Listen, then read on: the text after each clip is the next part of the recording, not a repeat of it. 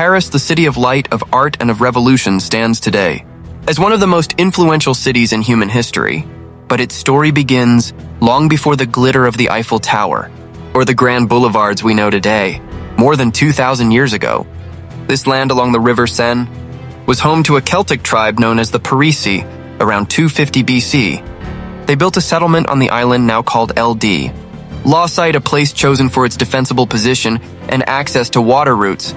In 52 BC, the Romans arrived under Julius Caesar, defeating the Gauls and transforming the settlement into a Roman town called Lutetia.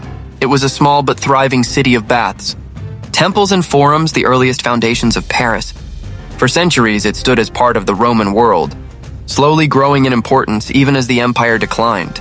By the 5th century, the Romans were gone, replaced by the Franks, a Germanic people led by Clovis I, who made Paris one of his royal residences. From that moment, the destiny of Paris became inseparable from that of France itself. Through the Middle Ages, Paris grew into a center of power, religion, and learning. The construction of Notre Dame Cathedral in the 12th century symbolized its rise as the spiritual heart of France. Nearby, the University of Paris became one of Europe's leading centers of education, drawing scholars from across the continent. By the 13th century, under kings like Philip, Augustus, Paris was enclosed by great stone walls and crowned with royal palaces. The city became both a fortress and a beacon of medieval civilization. But the centuries that followed were not peaceful. Paris suffered during the 100 Years' War. Torn between English occupation and French resistance in 1431, the people of Paris witnessed the coronation of Henry, the 6th of England in Notre Dame, a stark reminder of the city's vulnerability. Yet France eventually reclaimed its capital. And with the dawn of the Renaissance, Paris was reborn. The 16th century brought both art and turmoil.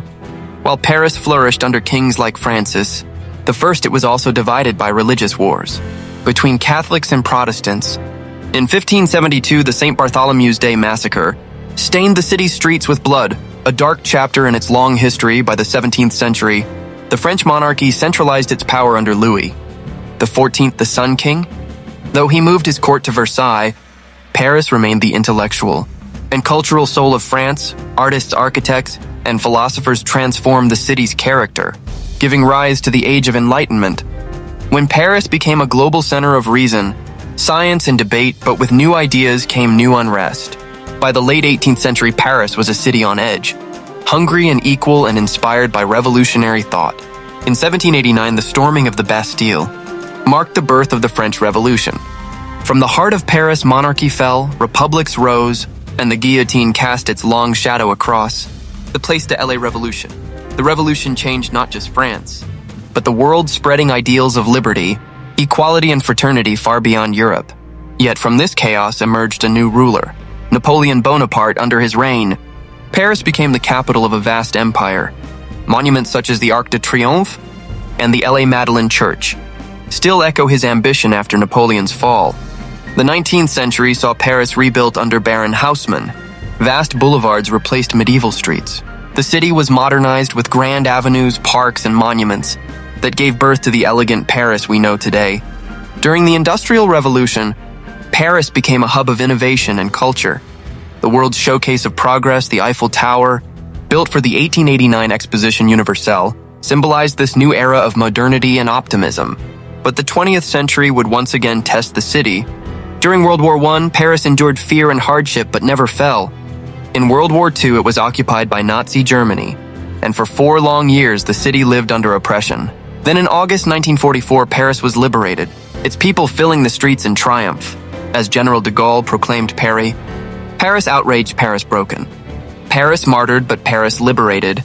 In the decades that followed, Paris rose once more a city of art, fashion, and intellect.